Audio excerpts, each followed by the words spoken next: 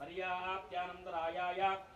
सर्वस्तोमोतिरात्रवत्तं महद्भवति सर्वस्यान्ते सर्वस्य चित्ते सर्वमेव तेन आप्नोति सर्वं जेति शतं देवदलदावर्धमानेत्यभिनिगमो भवति मरुतैनावर्धयन्ति शतमेनमेव शतात्मानं भवति शतमनन्तं भवति शतमैश्वर्यं भवति शतमिति शतं दीर्घमायुः